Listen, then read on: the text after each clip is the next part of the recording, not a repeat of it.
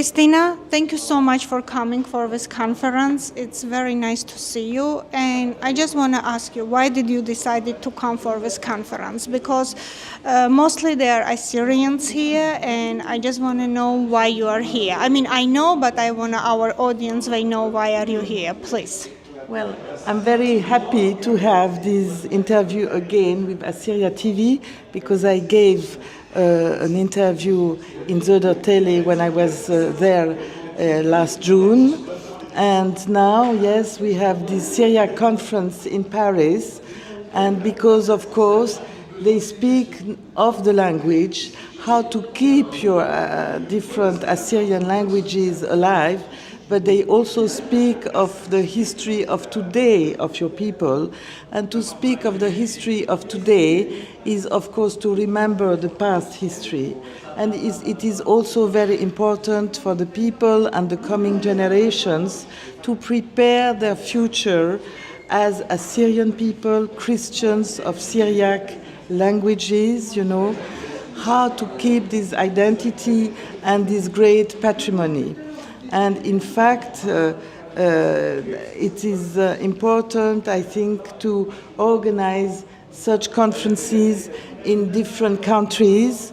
And here, for instance, they use the Syriac dialects, but also they use English because you have people from different continents, and French because we are in France. But it is very important to have all these meetings and to have these interviews with Assyria TV, which can be watched by the Assyrian people all around the world. I think this is really so important to keep something of the past and to get the new generations to be ready for their future and to keep this history, this language, and this identity.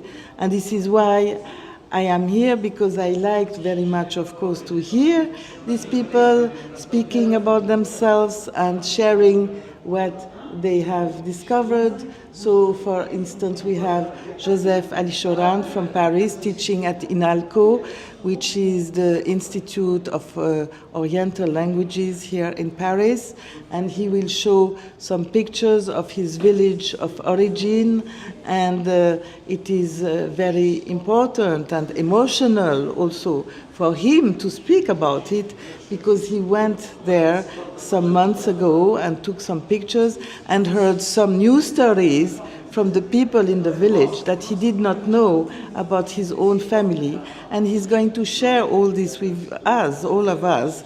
And so it is very important. And I wish, for instance, because I told him and a friend of him, they should make several websites, but maybe a main one, with all these pictures that your families have kept for generations, which was very difficult because of the genocide of 1915, the events before and even after in the last decades. You know what happened in the Middle East and in Turkey. So everything that can be kept must be kept, and of course the families would keep their photographs or objects, but to make copies, now the technology allows to have very good copies of these old pictures, and to put all these on websites and to share all this with all your Assyrian people. I think this would be very nice, not only for today, but as I said, for the future generation. And that's why I wrote also some books about the Syriac Christians. One was on the Church of the East. Here I have only the French copy, but there is also an English translation. It's published by Peter Lang in Oxford. We have an Arabic translation for your people living in the Middle East and speaking Arabic, printed by An-Noor in Beirut. And we also have in Russian, yes, because you have a large Ashuri community still living in Russia, and I did not want to forget them. But the book was published in Kiev, and because of this, in Ukraine, because of the circumstances, paper and ink are too expensive, so we only have an iBook, but people can find it. It's called Duch y Litera, the publishing house, and it's an e-book, so it's only €6. So we try, to do all this information and writing for your people. Thank you so much for this explanation. And is there anything you would like to tell, for our future generation or for Assyrians?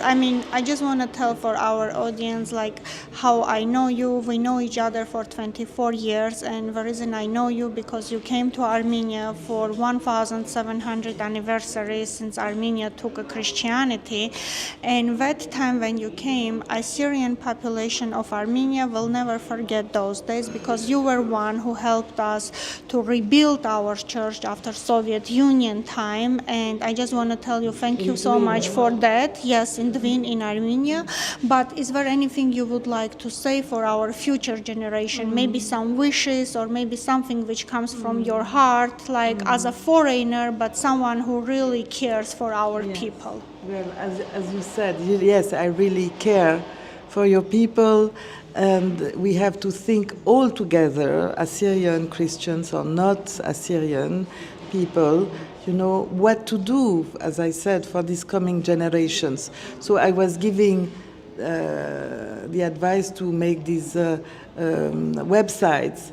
But, of course, and here in such conferences, of course, they do their best to, the scholars who are here, they make these books to teach Syriac language, especially to the young people, so this is very important. They write books about history, which is also very important, past history and modern or present history.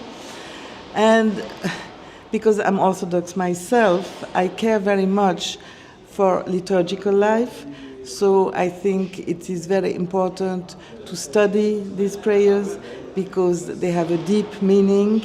And I think these texts, liturgical texts, should be explained. The meaning, the deep theological and spiritual meaning should be explained. So this is a friendly advice, that could be given. And I think that it's very important to read your church fathers and stories of the monks of your Syriac churches. Because these texts, which by the way today many of them are translated into English or French or German or Italian or Spanish, etc. So you can read them. In some editions you have the Syriac text with a translation, but everybody can manage to read them, at least in a translation form. And I think there you find the spiritual food of your ancestors, which should be kept from the past and which should feed the present and future generation, because it's a great treasure and this should not be lost.